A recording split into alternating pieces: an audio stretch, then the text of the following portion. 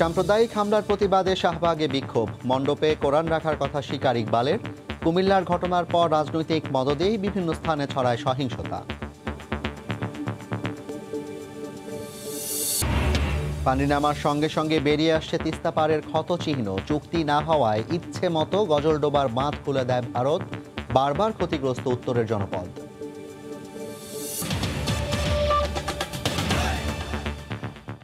দেখছিলেন শিরোনাম। প্রবাসী সময়ের সঙ্গে আছি আমি জাফর সাদিক। কুমিল্লা সহ দেশের বিভিন্ন স্থানে সাম্প্রদায়িক হামলায় জড়িতদের বিচার দাবিতে রাজধানীর শাহবাগ মোড় অবরোধ করে বিক্ষোভ করেছে বেশ কয়েকটি সংগঠন। একই সঙ্গে দাবি জানানো হয় সব ধর্মের মানুষের নিরাপত্তার। পরে শাহবাগ থেকে একটি মশাল মিছিল জাতীয় প্রেস ক্লাবে গিয়ে শেষ হয়। সাম্প্রদায়িক সহিংসতার বিরুদ্ধে আবারও জাগ্রত শাহবাগ। বিক্ষোভ প্রতিবাদে দাবি ওঠে সাম্প্রদায়িক সব হামলার বিচার আর সব ধর্মের মানুষের নিরাপত্তা নিশ্চিতের।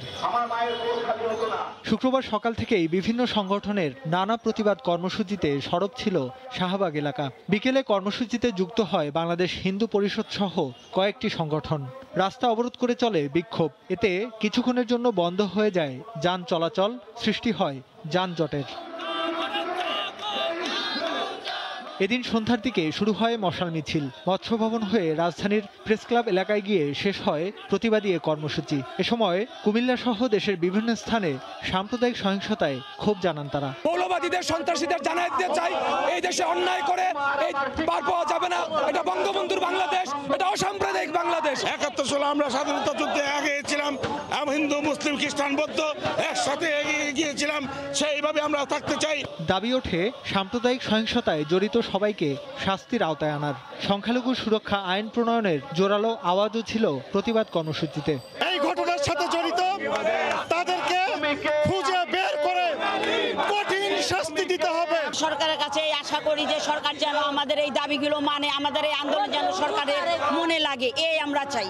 আমরা নির্যাতিত হতে চাই না, আমরা নিপীড়িত হতে চাই না। 2 সপ্তাহের মধ্যে যদি সংখ্যালঘু সুরক্ষা আইন প্রণয়ন করা না হয় তাহলে আমরা এর থেকে কঠোর কর্মসূচি দিতে বাধ্য হব।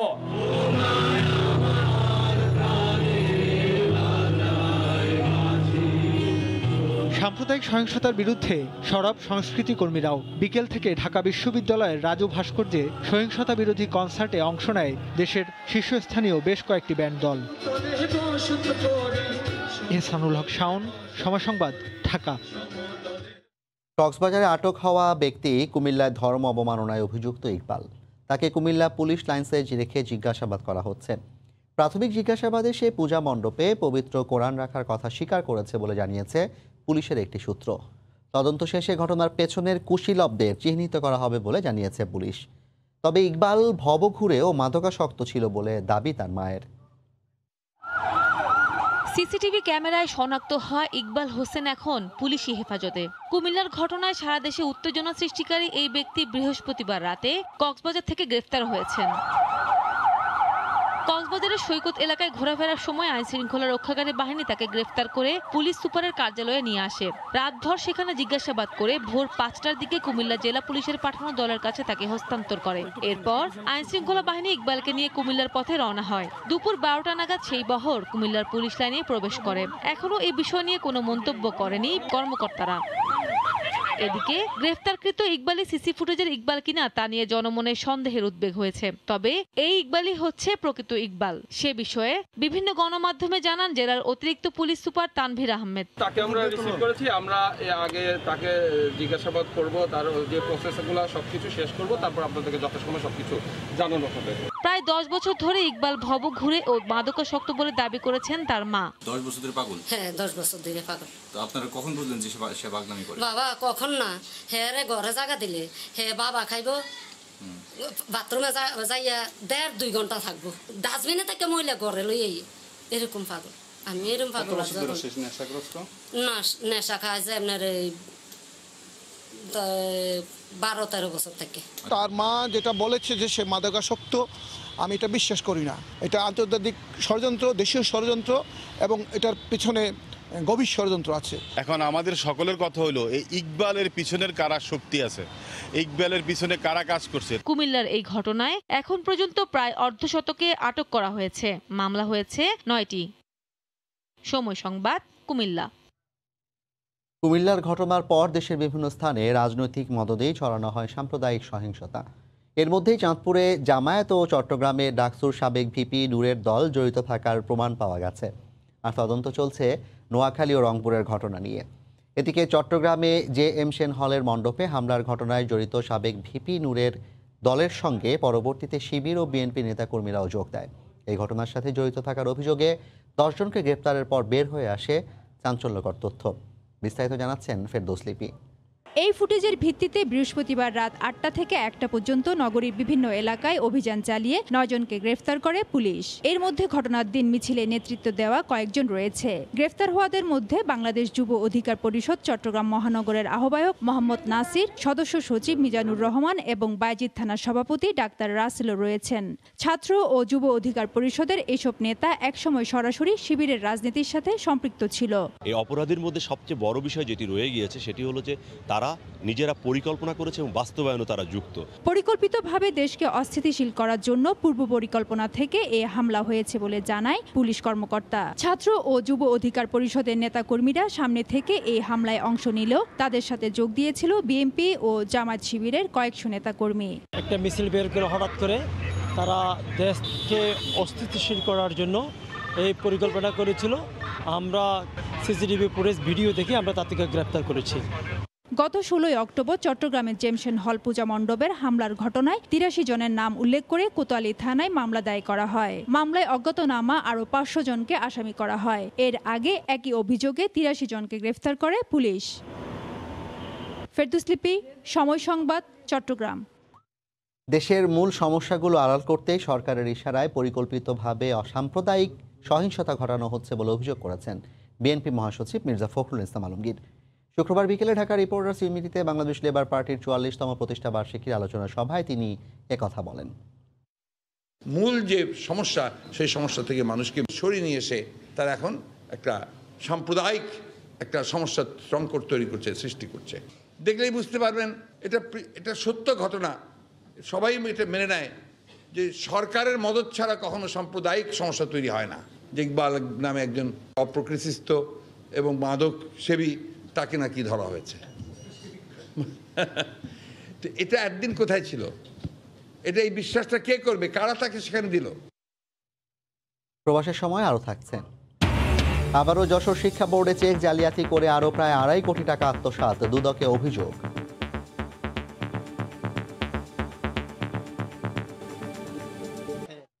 বারবার রোহিঙ্গাদের নানামুখী অপরাধে কক্সবাজারের উখিয়া ও টেকনাফ ক্যাম্প সন্ত্রাসী জনপদে পরিণত হয়েছে। প্রত্যাবাসন প্রক্রিয়া বাধাগ্রস্ত করতেই একটি মহল রোহিঙ্গা ক্যাম্পে নাশকতার ঘটনা ঘটাচ্ছে বলে অভিমত বিশেষজ্ঞদের। আর পররাষ্ট্রমন্ত্রী জানালেন, নিরাপত্তা রক্ষার জন্য সব ধরনের কঠোর পদক্ষেপ নেবে সরকার। মিয়ানমার থেকে আসা প্রায় 11.5 লাখ রোহিঙ্গাকে আশ্রয় দেওয়ার পরই নানামুখী সমস্যার মুখোমুখি টেকনাফ ও উখিয়ার মানুষ। জীববৈচিত্র্যকে হুমকিতে ফেলে আশ্রয় দিলেও অপরাধের অভয়ারণ্যে পরিণত হয়েছে উখিয়া টেকনাফের 32টি ক্যাম্প। খুন, অপহরণ, ধর্ষণ, অস্ত্র, মাদক, মানব পাচার সহ নানা অসামাজিক কর্মকাণ্ডে জড়িয়ে পড়েছে রোহিঙ্গারা। 15 থেকে 20টি সশস্ত্র সন্ত্রাসী বাহিনীও গড়ে উঠেছে বলে জানা গেছে। আর তাদের বাধা দিতে গিয়ে এরই মধ্যে প্রাণ হারিয়েছেন নিরাপত্তায় নিয়োজিত কয়েকজন আনসার সদস্য। গেল সেপ্টেম্বরে রোহিঙ্গা নেতা মুহিবুল্লাহ হত্যাকাণ্ডের পরই অশান্ত হয়ে ওঠে ক্যাম্পের পরিবেশ। বিশেষজ্ঞদের মতে একটি গোষ্ঠী ক্যাম্পের রোহিঙ্গাদের ব্যবহার করে প্রত্যাবাসন প্রক্রিয়া বাধাগ্রস্ত করছে। দীর্ঘ 5 বছর চলতে যাচ্ছে, এই রোহিঙ্গারা প্রত্যাবাসিত হচ্ছে না। তাদের মধ্যে এই সব অনাচার, অনাকাঙ্ক্ষিত মৃত্যু, হত্যাকাণ্ড এগুলোর জন্য হয়তো দেখার জন্য তারা অপেক্ষা করছেন। অন্যদিকে 4 বছরের বেশি সময় পার হলেও আন্তর্জাতিক সম্প্রদায়ের গা ছাড়া ভাবে রোহিঙ্গা প্রত্যাবাসন প্রক্রিয়া থমকে আছে। তারপরও কূটনৈতিক তৎপরতা অব্যাহত রেখেছে বাংলাদেশ। পররাষ্ট্রমন্ত্রী জানালেন, ক্যাম্পের নিরাপত্তায় এক চুলও ছাড় দেয়া হবে না। অনেক লোক রিপাট্রিয়েশন চায় না, ফেরত যাক এটা চায় না। তাদের স্বার্থে আঘাত লাগে, তারা হয়তো এই অঘটন ঘটাচ্ছে। আগামীতে রোহিঙ্গা ক্যাম্পে বিশৃঙ্খল পরিস্থিতি রুখতে ক্যাম্পগুলোতে কঠোর গোয়েন্দা নজরদারির পরামর্শ সংশ্লিষ্টদের। আফজাল হোসেন, সময় সংবাদ, ঢাকা। ওমান থেকে বিশ্বকাপের দ্বিতীয় পর্ব খেলতে আরব আমিরাত পৌঁছেছে বাংলাদেশ ক্রিকেট দল। চার্টার্ড ফ্লাইটে আসলেও দুবাই বিমানবন্দরে ছিল না স্বাস্থ্যবিধির কোনো বালাই। সাধারণ যাত্রীদের সঙ্গে ইমিগ্রেশন সম্পন্ন করেন বাংলাদেশ ও স্কটল্যান্ডের ক্রিকেটাররা। বিমানবন্দরে হাজারো যাত্রীর মাঝেই চলাফেরা করেন তারা, যা নিয়ে পুরো আসরেই বায়োসিকিউরিটি পরিবেশ নিয়ে প্রশ্ন উঠেছে। দুবাই থেকে সাজিদ মুস্তাহিদের রিপোর্ট। বিশেষ ব্যবস্থাপনায় হচ্ছে এবারের টি-20 বিশ্বকাপ। করোনার জন্য বাড়তি সতর্কতা সবখানে। প্রথম পর্ব শেষ করে ওমান থেকে আরব আমিরাতে বাংলাদেশ দল। গেল এক বছরে বাংলাদেশ দল যতগুলো আন্তর্জাতিক সিরিজ খেলেছে সবই হয়েছে বায়োবাবলে। বিশ্বকাপও হচ্ছে একই ব্যবস্থাপনায়। কিন্তু আসরের মূল পর্ব শুরুর আগেই প্রশ্নবিদ্ধ আইসিসির পুরো আয়োজন। সুপার 12-এ জায়গা করে নিয়ে বাংলাদেশ ও স্কটল্যান্ড দল মাস্কাট থেকে চার্টার্ড ফ্লাইটে আসে দুবাই। কিন্তু বিমানবন্দরে দেখা গেল নজিরবিহীন চিত্র।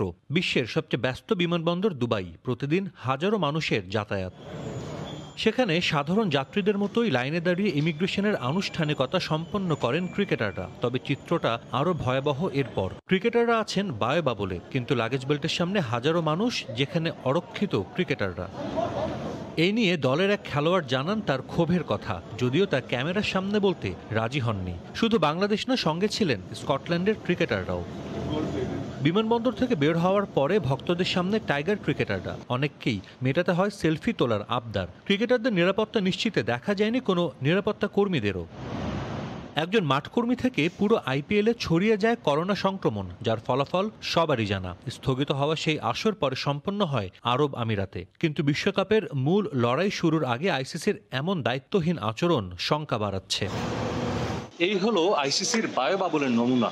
চার্টার্ড ফ্লাইটে দুবাই আসলেও বিমানবন্দরে নেই কোনো বিশেষ ব্যবস্থা। অন্য যাত্রীদের সঙ্গেই চলাফেরা করছেন ক্রিকেটাররা, যাতে প্রশ্নবিদ্ধ হচ্ছে পুরো টুর্নামেন্ট। সাজিদ মুস্তাহিদ, সময় সংবাদ, দুবাই, সংযুক্ত আরব আমিরাত। স্কটল্যান্ডের বিপক্ষে বাংলাদেশ আত্মসমর্পণ করেছে, এমন খেলা অপ্রত্যাশিত।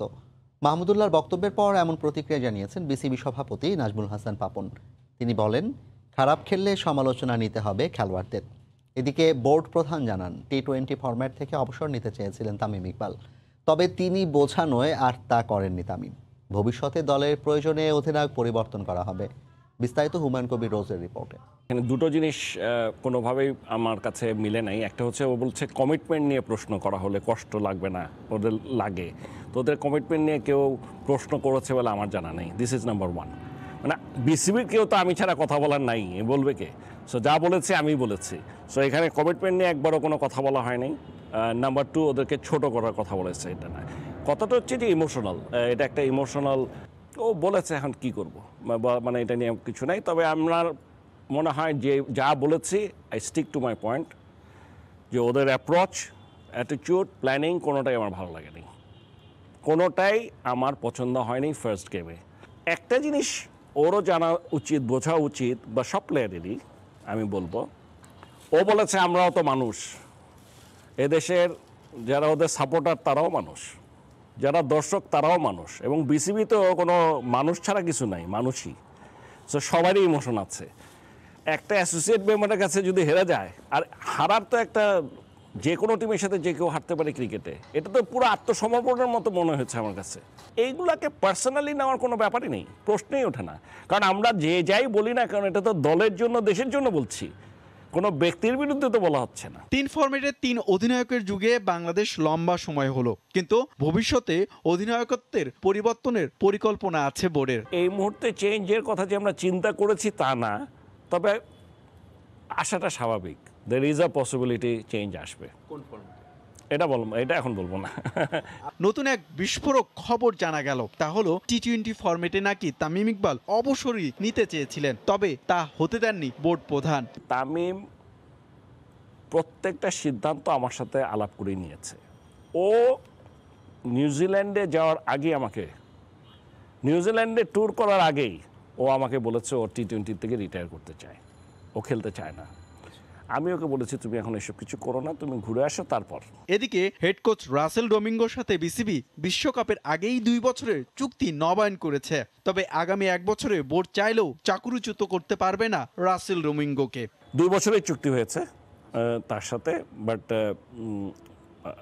এটুক শিওর। হুমায়ুন কবির রোজ, সময় সংবাদ, ঢাকা। নীলফামারী ও রংপুরের নিম্নাঞ্চল থেকে বন্যার পানি নামার সঙ্গে সঙ্গে স্পষ্ট হতে শুরু করেছে বুধবারের ঢলের ক্ষয়ক্ষতি। তিস্তায় মাত্র একদিনের ঢলেই তছনছ সবকিছু। একদিনে 200 সেন্টিমিটার পানি বাড়ার পর একদিনে বিপদসীমার 57 সেন্টিমিটার নিচ দিয়ে প্রবাহিত হচ্ছে তিস্তা। দুদিনের পানি ও রাশির তাণ্ডবের পর জনপদ পরিণত হয়েছে ধ্বংসস্তূপে। আর এজন্য ভারতকে দায়ী করছেন নদী পাড়ের মানুষ। ভারত পানি খুঁড়ি দেওয়ার জন্য মনে করেন যে, আর এইরকম এটা তো বন্যা না, এটা হচ্ছে ফ্লাড। এরকম বন্যা আমার জীবনে আমি দেখিনি। বাংলাদেশে তো আমাদের এত বন্যা নাই বা এত বৃষ্টিপাত হয়নি যে আমাদের সামনে একটা দেশ আছে ভারত, তাও না, সামনে একটাই দেশ ভারত। ওরা পানি ছেড়ে দিলে আমরা পানি পাই, ওরা বদ্ধ করে দিলে আমরা পানি পাই না। পানি নামতে শুরু করায় ফুটে উঠছে ক্ষয়ক্ষতির দৃশ্য। অসংখ্য বাঁধ, রাস্তা ভেঙে গেছে, ভেসে গেছে মাছ চাষের পুকুর, বাড়িঘর ভেঙে গেছে, নষ্ট হয়েছে ফলন্ত ধানের ক্ষেত। হঠাৎ করে পানিটা আসার কারণে আমরা যে ধান গাছছিল সব আমাদের নষ্ট হয়ে গেছে, ঘর বাড়ি তো ভাঙে গেছে, রাস্তাঘাট চলাচল তাও আমাদের নষ্ট হয়ে গেছে। সব রাস্তাঘাট ভাঙে গেছে, আমাদের কোনো পাশে যাওয়া যাচ্ছে না, ধান ভাসি গেছে, সবারে কাটি কাটি নাড়ি দিয়েছিলাম। পানি উন্নয়ন বোর্ড বলছে হঠাৎ বন্যায় ব্যাপক ক্ষতি হয়েছে। বন্যা নিয়ন্ত্রণ বাঁধ ক্ষতিগ্রস্তর আশঙ্কা থাকলেও পানি উন্নয়ন বোর্ড স্থানীয় জনগণের সহযোগিতায় জিও ব্যাগ ফেলে ঝুঁকিমুক্ত করে এবং রংপুর এলাকায় বন্যা নিয়ন্ত্রণ বাঁধ ভাঙার কোনো ঘটনা ঘটেনি। বুধবার বিপদসীমার 65 সেন্টিমিটার উপর দিয়ে প্রবাহিত হলেও শুক্রবার বিপদসীমার 57 সেন্টিমিটার নিচ দিয়ে প্রবাহিত হচ্ছে তিস্তা। সময় সংবাদ, রংপুর। তিস্তার পানিতে বারবার ভাসে দেশের উত্তরাঞ্চলের কয়েকটি জেলা। যুগের পর যুগ ধরে ঝুলে থাকা তিস্তা চুক্তি বাস্তবায়িত না হওয়ায় এই ভোগান্তি বলে মনে করছেন বিশেষজ্ঞরা। তাদের মতে ভারতের সঙ্গে তিস্তার চুক্তি যদি শেষমেশ না হয় তাহলে চীনের তিস্তা বাঁচাতে প্রস্তাবিত প্রকল্প বাস্তবায়নে উদ্যোগ কার্যকরে দ্রুত পদক্ষেপ নেওয়া উচিত। আতিকুর রহমান তমালের রিপোর্ট। গ্রীষ্মে খরা আর বর্ষায় বানের ঢল। তিস্তা পারের কোটি মানুষের এই দুর্ভোগ যুগের পর যুগ। এবার অকাল বন্যায় হেমন্তেই বানভাসী হয়েছে উত্তরের জেলার মানুষ। এই অভিন্ন নদীর ন্যায্য হিস্সা থেকে বরাবরই বঞ্চিত বাংলাদেশ। 2011-তে তিস্তার চুক্তি হবার সম্ভাবনা উবে যায় পশ্চিমবঙ্গের বাধায়। বাংলার মানুষ জল পেয়ে যদি জল থাকে আমরা নিশ্চিত, বাংলার মানুষই যদি জল না পায় তাহলে আমরা সেটা কি করতে পারি? আগে তো আমরা দিয়েছি, আমরা পরক্ষা জল তো দিয়েছি। আর আমি তো অলরেডি বলেছি তিস্তার বদলে তোরসা, মানচাই এগুলো নিয়ে আলোচনা হোক না। চলতি বছর মার্চে নরেন্দ্র মোদীর ঢাকা সফরেও বরাবরের মতো আশ্বাসেই ঝুলে আছে তিস্তার পানি। বিশেষজ্ঞরা বলছেন অভিন্ন নদীর পানি বন্টনে আরও আন্তরিক হতে হবে ভারতকে। উপরে যারা আছে, একটা ব্রিজ বা একটা বাধা দেয়া বা একটা উপরিভাগে যারা আছে তারা সেটা কিছুটা কন্ট্রোল করতে পারে, নিচের ভাগ কন্ট্রোল করতে পারে না। তাহলে সেই যে ট্রিটিটার কথা বলছেন, ট্রিটির হয়ে এটাই সিদ্ধান্ত হয়েছিল কতটা পানি দেওয়া হবে, কোন সময়, কিভাবে। এই পানি যদি আর বেশি আসতো, আর কিছুদিন প্রবল ঢেউটা থাকতো, তাহলে লালমনিরহাট কিন্তু ইতিমধ্যেই পানির নিচে তলিয়ে যেত। তিস্তা চুক্তি সহ যে 6 দফা দাবি দিয়েছি, এই 6 দফা দাবি মানুষের প্রাণের দাবি। অন্যদিকে আন্তর্জাতিক সম্পর্ক বিশ্লেষকদের মত হলো ভারতের সঙ্গে তিস্তা ইস্যুতে ঐক্যমত্য না হলে বাংলাদেশের বিকল্প চিন্তা করা উচিত। তিস্তা নিয়ে সম্প্রতি বাংলাদেশ মহাপরিকল্পনার চিন্তা করছে। সেই পরিকল্পনায় স্থান পেয়েছে নদী খনন, নদী শাসন, তিস্তার পারে কয়েকটি ইকোনমিক জোন সহ শুষ্ক মৌসুমে পানি আটকে রাখার কৌশল। 8,000 কোটি টাকা সেই প্রকল্পে বিনিয়োগ করার কথা জানিয়েছে চীন। বাংলাদেশ এবং ভারতের মধ্যে যে অভিন্ন পানিগুলি আছে সেগুলি নিয়ে কূটনৈতিক যে তৎপরতাগুলি আছে সেগুলিকে আরেকটু জোরালো করা প্রয়োজন। তবে পৃথিবীতে এখন অনেক টেকনোলজি এসছে, এনভায়রনমেন্টাল ম্যানেজমেন্ট বা ওয়াটার ম্যানেজমেন্টে এখন বৈজ্ঞানিকভাবে অনেক রকমের সলিউশন এসছে। যে ধরনের সলিউশনই হোক সেটা বাংলাদেশকে অ্যাভিল করতে হবে।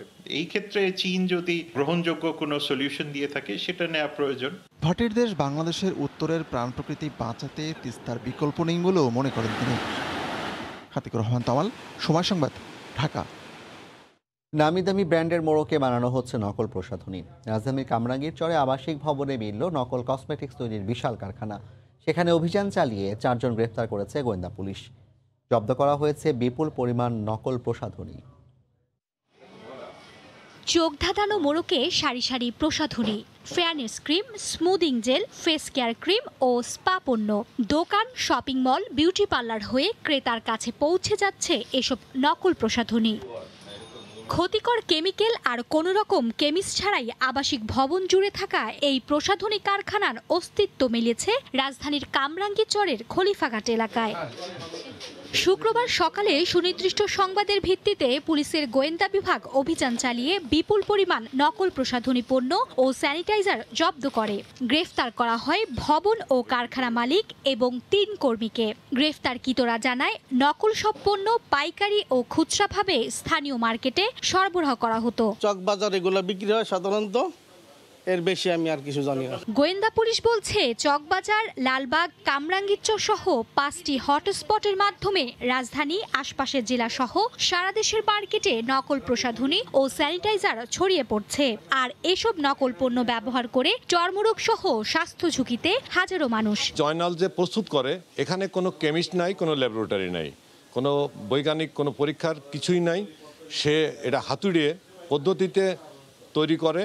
সংঘবদ্ধ অসাধু প্রসাধনী ব্যবসায়ীদের বিরুদ্ধে অভিযান অব্যাহত রাখা হবে বলে জানিয়েছে পুলিশ। মার্জিয়া মুমু, সময় সংবাদ, ঢাকা। যশোর মাধ্যমিক ও উচ্চ মাধ্যমিক শিক্ষা বোর্ড থেকে চেক জালিয়াতি করে আরও 2,43 লাখ টাকা আত্মসাতের অভিযোগ উঠেছে। শুক্রবার দুদকে আরও একটি অভিযোগ দিয়েছে শিক্ষা বোর্ড। বোর্ডের হিসাব অডিট শাখার উপপরিচালক জানিয়েছেন, এই অনিয়মের সাথে বোর্ডের হিসাব সহকারী আব্দুস সালাম ও ঠিকাদার শরীফুল ইসলাম বাবু জড়িত। তাদের বিরুদ্ধে এর আগেও গত 7 অক্টোবর 2.5 কোটি টাকা আত্মসাতের অভিযোগ ওঠে। এ ঘটনায় ইতোমধ্যে দুদক বোর্ডের চেয়ারম্যান, সচিব, হিসাব সহকারী আব্দুস সালাম সহ 5 জনের বিরুদ্ধে মামলা করে।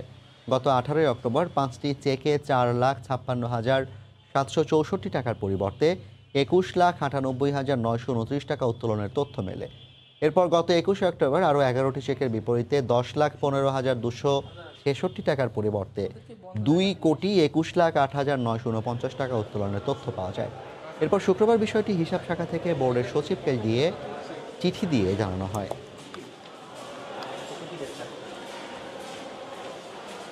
তার আত্মীয় যে ভেনাস, যেটা সেই উদ্যোগ নিয়ে দুই পক্ষে মিলিয়ে টাকার উদ্যোগ সে জমা দিয়ে তার শালাকে বাঁচানোর চেষ্টা করতেছে। টাকার জমা দিলে, দোষ স্বীকার করলে তখন এক জিনিস, আর দোষ অস্বীকার করে প্রমাণ পাওয়া যায় আমি করি না কিন্তু প্রমাণ নেই, তখন তো আরো কঠিন শাস্তি হয় তার।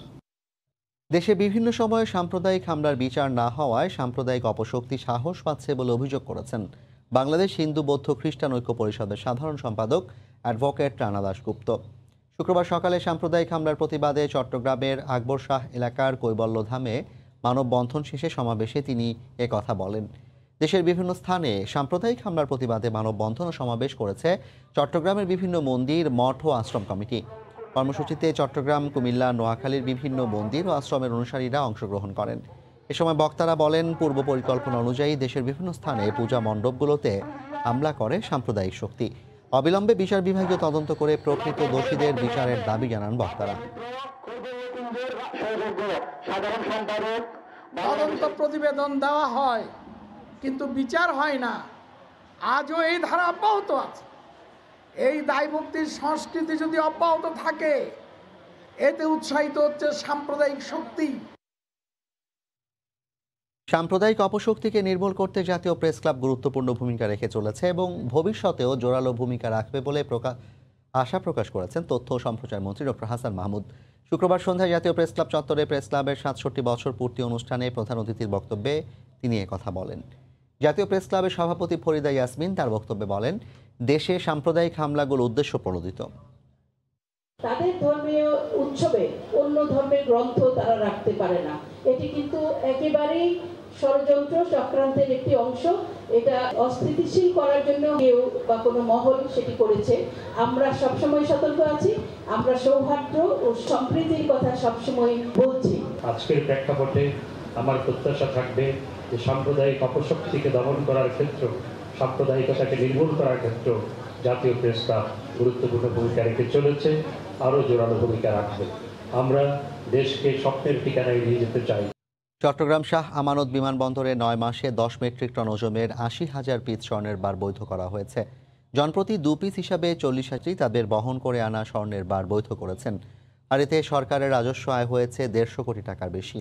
মধ্যপ্রাচ্য থেকে আসা ফ্লাইটগুলোতে নজরদারি বাড়ানোর কারণে যাত্রীরা শুল্ক পরিশোধের মাধ্যমে স্বর্ণ বৈধ করলেও এগুলো দেশের বাজারে আসছে না বলে অভিযোগ ব্যবসায়ীদের। বিস্তারিত জানাচ্ছেন কমল দে। গত অর্থ বছরের বাজেটে ব্যাগেজ টুলের আওতায় প্রতি পিসে 22,000 টাকা করে শুল্ক পরিশোধের মাধ্যমে স্বর্ণের বার আমদানির বৈধতা দেয় সরকার। তবে একজন যাত্রী 2 পিস স্বর্ণের বার বৈধ করতে পারবে।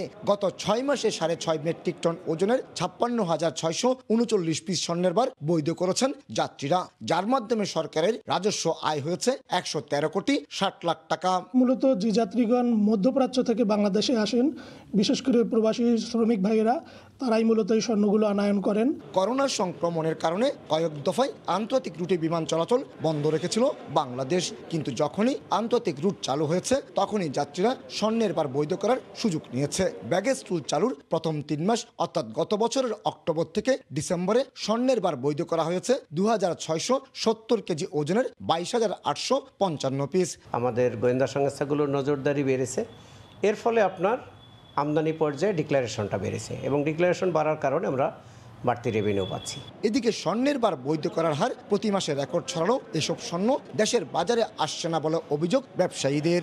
আমার মতে চট্টগ্রাম জুয়েলারি যারা ব্যবসায়ী আছে এদেরকে 7.5 টন স্বর্ণ ধারণ ক্ষমতা নাই। স্বর্ণগুলা পার্টির কাছে মজুদ আছে কিনা বা বাইরে কোথাও গেছে কিনা এটা সরকারের তদন্ত করে দেখার দরকার। গত 9 অক্টোবর চট্টগ্রাম শাহ আমানত বিমানবন্দরে 80 পিস স্বর্ণের বারসহ সিভিল অ্যাভিয়েশনের এক কর্মচারী আটক হয়েছিল। কমল দে, সময় সংবাদ, চট্টগ্রাম।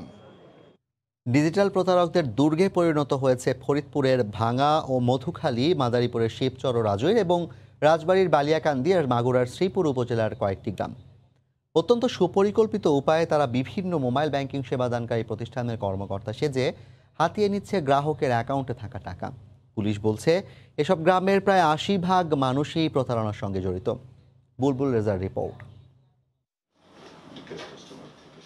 মোবাইল ব্যাংকিং সেবাদানকারী প্রতিষ্ঠানের অ্যাপসে একের পর এক বসানো হচ্ছে নম্বরের মালিক মোবাইল ফিনান্সিয়াল সার্ভিসের গ্রাহক কিনা তা জানতেই এই কৌশল। অ্যাকাউন্ট কি সচল বা চালু রাখবেন না বন্ধ থাকবে? এভাবে প্রায় প্রতিদিনই দেশের বিভিন্ন প্রান্তে কোনো না কোনো গ্রাহকের অ্যাকাউন্ট ফাঁকা করে দিচ্ছে প্রতারকরা। হালনাগাদ করার জন্য আপনার কাছে একটা SMS যাবে, এই নাম্বারটা শুধু আমাকে বলবেন।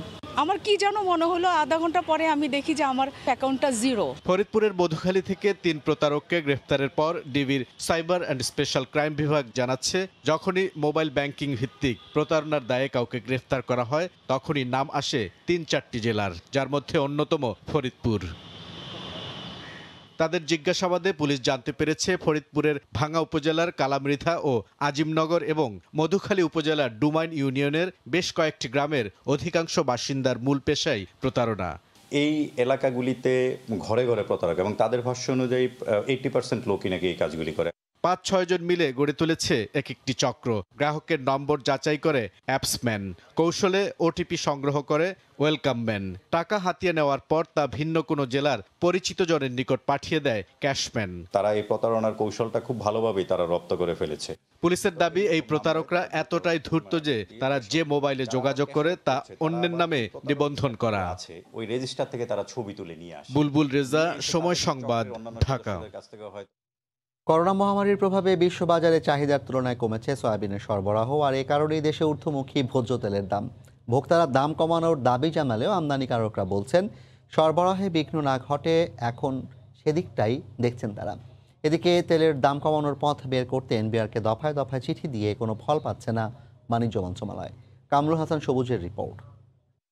একটা আইটেম আমার হয়তো মন চাইলো, সেটা আমি অ্যাভেল করতে পারছি না। বাচ্চা একটা কিছু আবদার করলো, আজকে হয়তো পারলাম না, বললাম যে ঠিক আছে নেক্সট একটা দিলাম, ডিউ টু প্রাইস হাইক। আয় বুঝে ব্যয় করেও মাসের শেষে হিসাব মেলাতে পারছেন না নিত্যপণ্যের ভোক্তারা। তাই ঊর্ধ্বমুখী দামের সঙ্গে না পেরে অক্ষমতাকে এই বাজারের ব্যাগে ভরে বাসায় ফিরতে বাধ্য হচ্ছেন অনেকেই। এখন মানে এসে দেখা লাগে যে কোন তেলটা আসলে কমের কেনা যায়। 5 কেজি কিনি নাই, এখন আপনার 2 কেজি করে কিনতেছি। আমদানিকারকরা বলছেন করোনার কারণে স্বাভাবিক সময়ের মতো সয়াবিন সংগ্রহ করতে পারেনি ব্রাজিল, আর্জেন্টিনা সহ এই কৃষি পণ্যের উৎপাদনকারী দেশগুলো। গত মার্চ এপ্রিলের ভরা মৌসুমেও থেকেছে সরবরাহ ঘাটতি, এরই প্রভাব পড়েছে দেশের বাজারে। আমাদের এখানে যতগুলো টেকনিক্যাল অপশন আছে এগুলো আমরা ব্যবহার করতেছি কন্ট্রোল মেকানিজমের জন্য, যাতে বাজারে ইলজিক্যাল কোনো প্রাইস এস্টাবলিশ না হয়। চলতি বছর এ পর্যন্ত 5 দফায় প্রতি লিটার বোতলজাত সয়াবিন তেলের দাম বেড়েছে 30 টাকা। আর দামের লাগাম টানতে অগ্রিম আয়কর তুলে দেওয়া সহ বেশ কিছু পদক্ষেপও নিয়েছে সরকার। জাতীয় রাজস্ব বোর্ড এনবিআরের হাতে থাকা সুযোগগুলো কাজে লাগাতে সংস্থাটিকে তাগাদা দিয়ে আসছে বাণিজ্য মন্ত্রণালয়।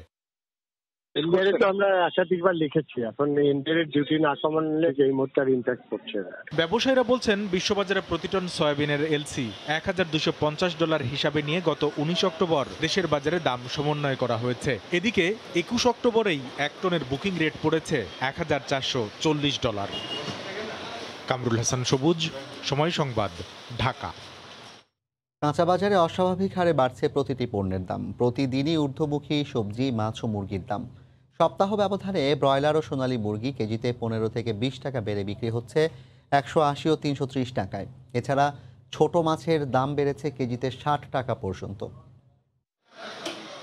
কোনো পণ্যের দামই কম বলার উপায় নেই কাঁচা বাজারে। প্রতিদিনই প্রতিটি পণ্যের দাম যেখানে ঊর্ধ্বমুখী। এক সপ্তাহ আগেও 1 কেজি ব্রয়লার মুরগি 160 টাকা কেজি বিক্রি হলেও শুক্রবার দাম নেওয়া হচ্ছে 180 টাকা। দেশি মুরগির দাম আগের মতো থাকলেও কেজিতে সোনালী মুরগির দাম বেড়েছে 15 থেকে 20 টাকা। ব্রয়লারের দাম এখন অনেক বাড়তি, 180 টাকা বিক্রি করতেছে ব্রয়লার। দামটা বাড়ার কারণটা তো আমরা বুঝি না স্যার, এটা আমরা খামারিরা বুঝতে পারি। আবার অনেক বিয়ে শাদী হইতেছে, এর জন্য আগে তো বিয়ে শাদী নাই, লকডাউনে বিয়ে শাদী বন্ধ ছিল না, এই কারণে একটু দামটা একটু বাড়ছে।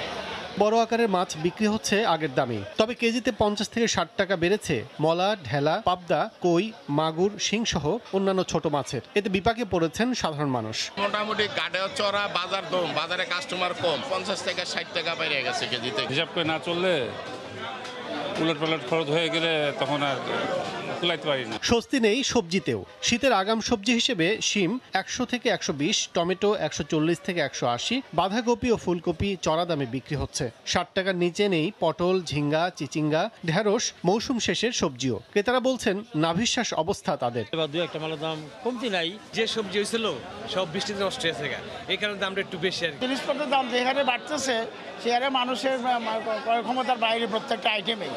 বাজার মনিটরিং এর কোনো ব্যবস্থা না থাকার কারণেই ব্যবসায়ীরা ইচ্ছে মতো দাম হাঁকেন বলে অভিযোগ ক্রেতাদের। কাজল আব্দুল্লাহ, সময় সংবাদ, ঢাকা।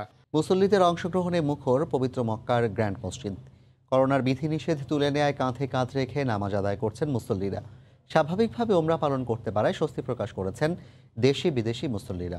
আল মামুন শিপনের রিপোর্টে বিস্তারিত। হাজার হাজার ধর্মপ্রাণ মুসল্লির পদচারণায় কানায় কানায় পূর্ণ পবিত্র কাবা চত্বর।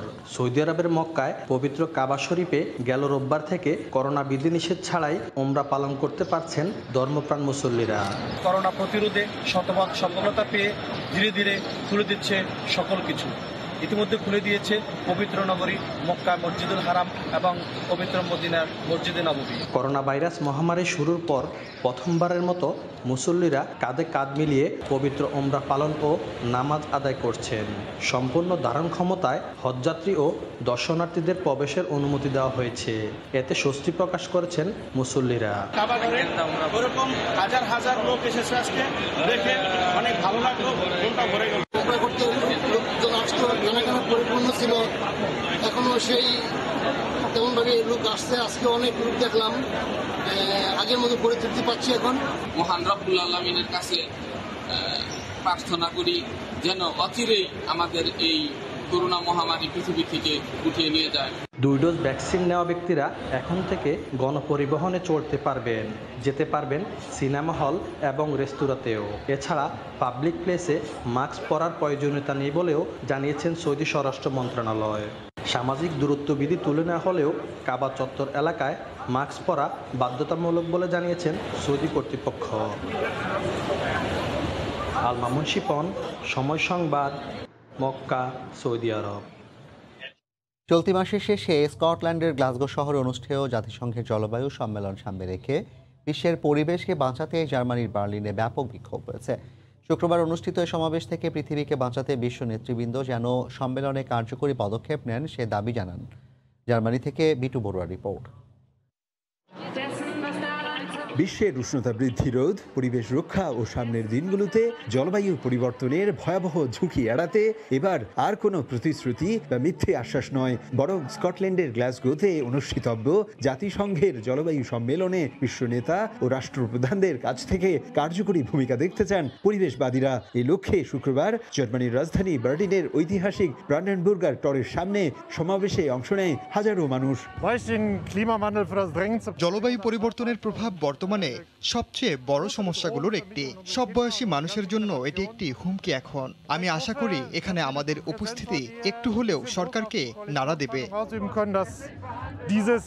সমাবেশে অংশ নেয়া পরিবেশবাদীরা বলেন, উষ্ণতা বৃদ্ধি ও জলবায়ুগত পরিবর্তনের ভয়াবহ ক্ষতির সম্মুখীন দরিদ্র বিশ্বের দেশগুলো। শুধু তাই নয়, উগান্ডা, বাংলাদেশ, ভারত ও জার্মানির পরিবেশবাদীদের দাবি, দরিদ্র দেশগুলোর যে ক্ষতি হয়েছে তার দায়ভার উন্নত বিশ্বের শিল্পোন্নত দেশগুলোকেই নিতেই হবে।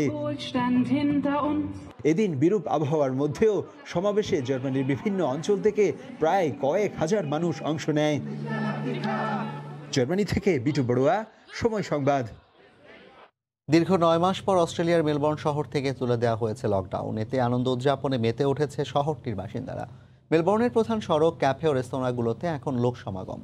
দীর্ঘদিন ঘরবন্দি থাকার পর আনন্দ উচ্ছ্বাসে মেতে উঠেছে মানুষ। করোনা মহামারীতে দীর্ঘ লকডাউনে থাকা শহরগুলোর তালিকার প্রথম সারিতে ছিল মেলবোর্ন। সংক্রমণ এড়াতে কয়েক দফায় লকডাউন দেওয়া হয় শহরটিতে। অস্ট্রেলিয়ায় টিকা গ্রহণকারীর সংখ্যা বর্তমানে 80% পৌঁছেছে, আর তাই একে একে সব খুলে দেওয়া হচ্ছে। এদিকে অস্ট্রেলিয়ার ভিক্টোরিয়া রাজ্য থেকে ঘোষণা এসেছে, আগামী 1 নভেম্বর থেকে 2 ডোজ টিকা গ্রহণকারী দেশি বিদেশি পর্যটকরা কোয়ারেন্টাইন ছাড়াই দেশটির রাজধানী সিডনি ও মেলবোর্ন শহরে প্রবেশ করতে পারবেন। কঠোর নিষেধাজ্ঞার কারণে অস্ট্রেলিয়ায় করোনায় মৃতের সংখ্যা ছিল অন্যান্য দেশের তুলনায় বেশ কম। রাজধানীর মিরপুর থেকে 28 প্রজাতির বন্য প্রাণী ও পাখি উদ্ধার করা হয়েছে। এ সময় আটক করা হয়েছে 10 জনকে। সকালে বন বিভাগ ও র্যাবের ভ্রাম্যমাণ আদালত মিরপুর 1 নম্বরের বাজার এলাকায় অভিযান চালায়। পরে সেগুলো বোটানিক্যাল গার্ডেনে ছেড়ে দেওয়া হয়।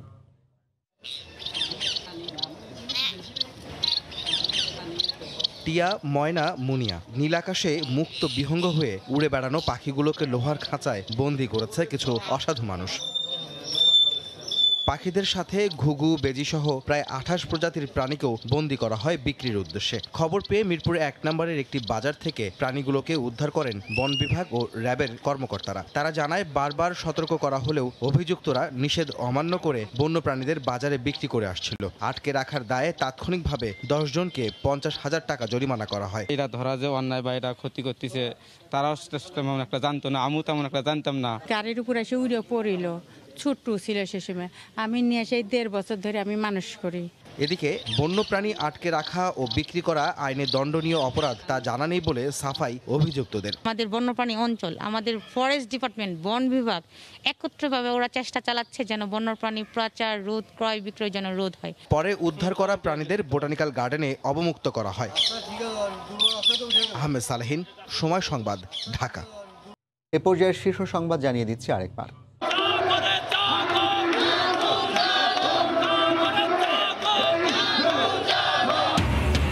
সাম্প্রদায়িক হামলার প্রতিবাদে শাহবাগে বিক্ষোভ, মণ্ডপে কোরআন রাখার কথা স্বীকার ইকবালের। কুমিল্লার ঘটনার পর রাজনৈতিক মদদে বিভিন্ন স্থানে ছড়ায় সহিংসতা।